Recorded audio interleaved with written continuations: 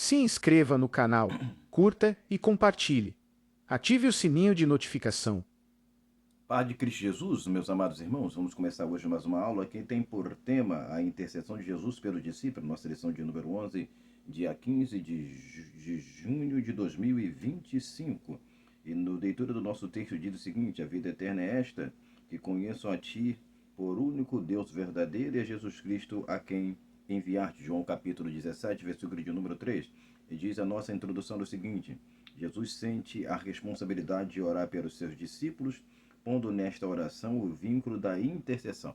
A intercessão tem por objetivo linkar a responsabilidade e o compromisso de Jesus para com os discípulos e também o compromisso dos discípulos para com Jesus e para com a obra que eles agora têm responsabilidade de dar continuidade.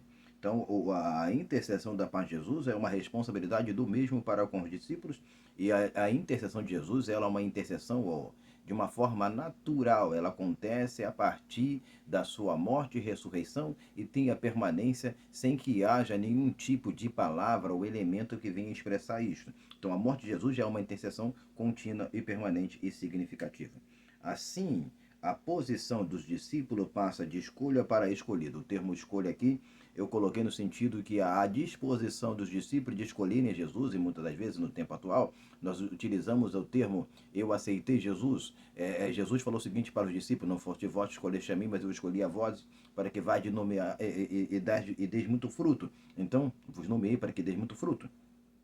Então, não é a escolha do discípulo, mas a escolha de Jesus. Mas a gente precisa entender que o termo escolher aqui tem o sentido de uma atitude da minha parte, aquilo que eu faço, aquilo que eu acho que tenho responsabilidade e compromisso. Mas Jesus, quando ele escolhe, ele passa de escolha para escolhido, a responsabilidade passa a estar na mão de Jesus, a continuidade da obra, o compromisso da obra, o efeito da obra, o cumprimento da obra passa a estar na mão de Jesus. Então é Jesus que agora vai agir, vai operar e vai fazer que aquilo que começou venha a se completar. Então fiel é aquele que prometeu, ele vai começar e vai terminar. Então, ele passa da posição de escolha para escolhido. Ele escolheu, mas agora, como escolhido, ele está na dependência daquele que o escolheu, daquele que o condicionou para a obra.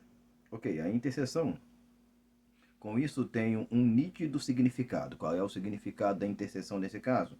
Ela tem um significado de proteção, que a gente vai encontrar, e a gente tem o texto como base, João capítulo 17, versículo 11 e 12, você pode ler depois, e sustentação, João capítulo de número 17, versículo 8. Então, a intercessão, ela tem um significado. Qual é o significado do texto? De proteção e sustentação. A intercessão de Jesus, ela não só protege, mas sustenta, ela alimenta, ela dá permanência, ela dá confiabilidade àquele que está sendo mediado pelo poder da intercessão. E até mesmo a palavra intercessão tem um significado de mediador, aquele que toma o lugar de. Então ele tem o compromisso de tentar resolver as demandas e comprometibilidade que a pessoa possa estar precisando de qualquer tipo de auxílio. Mas, voltando-se ao ponto de vista aqui, a gente tem alguns problemas dentro do texto e a gente precisa observar, e dentro do ponto que nós vamos abrir agora. Nosso primeiro ponto diz o seguinte: a intercessão de Jesus e o mundo. E eu coloquei por base João capítulo de número 17, versículo 9, que diz assim, a gente não está citando o versículo todo, até mesmo para a gente nós ganharmos tempo, e pegando sempre as partes principais que assim possa ser utilizada para nós sintetizarmos. Então, abre-se aspas e diz o seguinte: não rogo pelo mundo, mas por aqueles que me deste, porque são teus.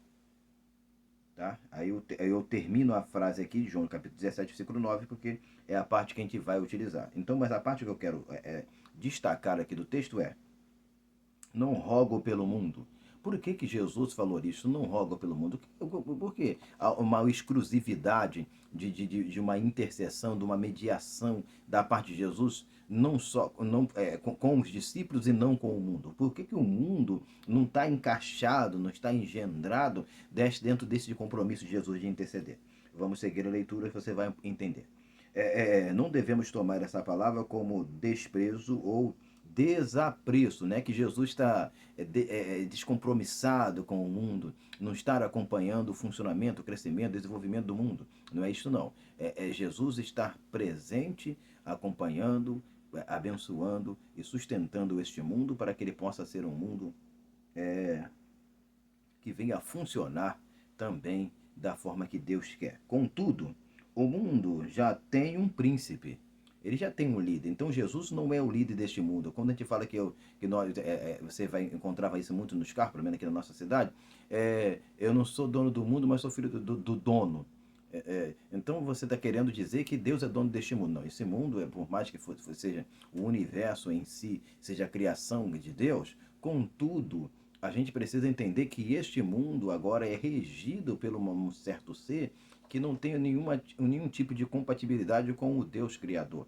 Então a gente precisa sustentar a ideia que este mundo ele está desvinculado de Deus, dos compromissos e responsabilidades com Deus. Então a gente coloca aqui que já tem um príncipe, esse príncipe a gente encontra em João capítulo 14, versículo de número 30, e esse príncipe ele é tão maligno e tão age com tanta malignidade, e não só o príncipe que age com tanta malignidade. As pessoas que estão neste mundo, eles seguem ao seu príncipe. Por exemplo, a gente tem João capítulo de número 8, versículo de número 44, que Jesus ele classifica aquele povo daquela época como filho do maligno, filho do diabo. E nós temos a malignidade como 1 João capítulo de número 5, versículo de número 19. E esse príncipe deste mundo que tão maligno, que se denomina Deus, a gente encontra a palavra Deus, que é o Deus deste século, em 2 Coríntios capítulo 4, versículo de número 4, 2 Coríntios 4, 4. Então, por isto, esta vai ser uma das causas que vai desvincular, não é Deus do mundo, porque a gente quando olha para o texto, por exemplo, de Isaías 59, versículo 2, não é o Deus que se afasta do homem, mas é o pecado que faz Deus se afastar, que coloca uma barreira. Então, não é a mão de Deus que está encolhida, não é a presença de Deus que não quer chegar, não é Deus que não quer operar, é o homem que está fugindo da presença de Deus por causa do pecado. Gênesis capítulo 3, versículo de número 8, e você vai encontrar também em Gênesis capítulo 4, quando o Caim ele falou que seria fugitivo da presença de Deus. Então, por causa disso que Jesus não intercede do mundo, porque o mundo está querendo distância da presença dele, da intervenção dele, da mediação dele. Ok? Mas isso não é o ponto final. Ok? A gente precisa também compreender isso. Então, nós temos um Deus neste mundo, que é o maligno.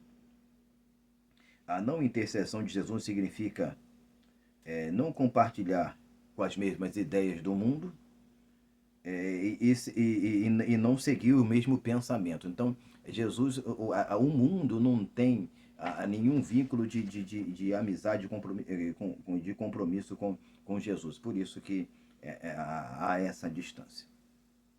Nosso segundo ponto diz o seguinte: os discípulos debaixo da intercessão de Jesus. E nós temos como base João capítulo de número 17, versículo de número 11, que diz o seguinte: mas eles estão no mundo e eu vou para ti. Pai Santo, guarda em teu nome aquele que me deste, para que sejam um assim como nós.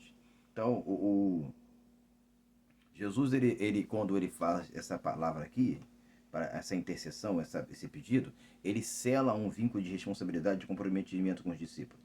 E isso é muito importante e relevante. Primeira coisa que a gente precisa observar, que o objetivo dessa intercessão é a palavra final que a gente conta aqui, para que sejam um assim como nós. Então, a intenção de Jesus é que haja unidade e que esses discípulos entendam que a unidade deles é um reflexo da unidade de Jesus com o Pai.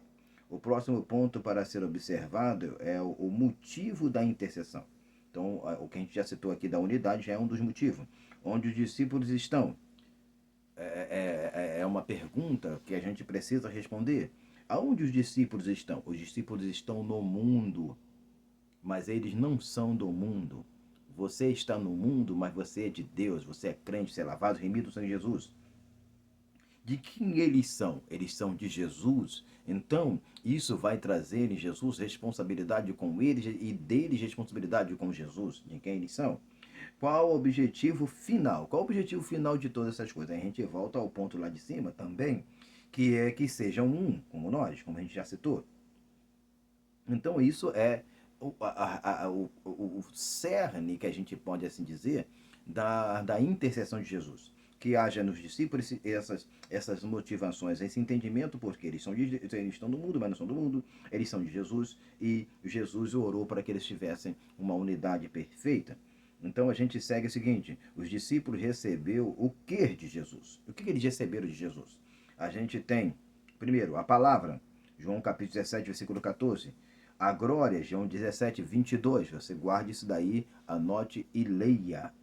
E a manifestação do nome de Jesus, João capítulo 17, versículo de número 6. Por que eles receberam isso? Porque guardaram. Qual foi o motivo que criou, que possibilitou essa condição dos discípulos ter recebido essa proteção de Jesus? Eles receberam isso porque guardaram a palavra de Deus. Escondi a tua palavra no meu coração para não pecar contra ti. Salmos de número 119, versículo de número 11. Como o versículo 9 do Salmo 119, dizer: conservei a tua palavra no meu coração, como conservará o mancebo o seu caminho, observando conforme a tua palavra. Então é a palavra de Deus que vai alinhar alguns elementos importantes e primordiais para o nosso crescimento. Por isso, quando você lê Apocalipse capítulo 3, versículo do 3 em diante, ali, versículo 7 em diante, quando você lê lá, sem guardar, guarda o que tem para que ninguém tome a tua coroa, aí está, o texto está levando em voga, retornando ao ponto de vista que eles, como guardaste a minha palavra da paciente, também vos guardarei da hora da tentação que há de vir só para tentar todo mundo. Então, eles guardaram a palavra de Deus e Deus guarda eles, como acontece no capítulo 3, versículo 10 e 11. Leia depois com calma. Apocalipse 3, 10, 11. Conclusão. O motivo de Jesus orar pelos discípulos envolve relação e comunhão. João capítulo 17, versículo de número 6. Jesus conhece os seus discípulos. João 10, 14. A gente já citou isso nas lições anteriores, capítulo 10, 14, que as ovelhas Jesus conhece suas ovelhas e as suas ovelhas também conhecem, e ele conhece a sua voz. Então a gente precisa entender isso, tá? Então as ovelhas de Jesus conhecem ele dá a vida pelas ovelhas, João capítulo 10, versículo de número 14. Então são essas coisas que vão se direcionar pela vida dos discípulos. Mas Jesus não esqueceu do mundo, não. O mundo desfruta disto, de quê? Da desintercessão de Jesus, não porque Jesus não quer interceder pelo mundo, é porque o mundo está condicionado a um caminho, a um comportamento que eles mesmos escolheram. Eles quiseram, amaram mais o mundo, amaram mais os prazeres do que o próprio Deus. E com isso, o mundo não desfruta disto por consequência dos seus atos, dos seus pecados. Eu coloquei Mateus capítulo de número 7, versículo 21 a 23, porque Jesus vai falar o seguinte, apartai de mim porque eu não vos conheço. Mas Jesus estendeu a sua petição às outras ovelhas. A gente tem, por exemplo, João capítulo de número 10, 16 e capítulo 17, versículo de número 20, que ele estendeu a sua intercessão não só para os seus discípulos naquela época, mas também pelas suas ovelhas, que iam crer em sua palavra. Aí a questão ele crê em sua palavra, ratificando sua unidade. Eles criam e crê na palavra, ratificando a sua unidade. 17, versículo 21 de João. Aí a gente entra para o ponto final do nosso comentário aqui rápido, aqui, referente à nossa lição, que é o seguinte: a intercessão de Jesus tinha por objetivo suscitar unidade. É o ponto final. A unidade da igreja, a unidade do povo, o comprometimento do povo é relacional do comprometimento de Jesus para com o Pai. Eu quero que você observe o seguinte: a intercessão de Jesus, ele tem por um objetivo trazer algo que está dentro de nós. Tirar toda a soberba, tirar toda a arrogância, tirar toda a prepotência, tirar todo aquele sentimento de altivismo. Então, quando ele falou, intercedeu pelos discípulos, ele não só pediu a proteção, mas ele também suscitou dentro dos seus corações a unidade. Então, a intercessão de Jesus tinha o objetivo de suscitar a unidade, a comunhão entre eles e os discípulos uns para com o outro, não se acharem maiores uns dos outros, mas entenderem que quando eu considero meu irmão maior do que eu, melhor do que eu, na realidade não quer dizer levantar a minha inferioridade, mas levantar a minha humildade a um patamar que eu recebo de Deus mais elemento do que quando eu sou exaltado ou me considero melhor do que o outro. Então entenda que a intercessão de Jesus para a sua vida, ela deve criar algo de diferente em você. Se você e eu continuamos no mesmo comportamento, precisamos entender a intercessão de Jesus. Entenda, a intercessão de Jesus trouxe unidade. Esteja unido no corpo de Cristo e receba a bênção de Deus sobre a sua casa e sua família.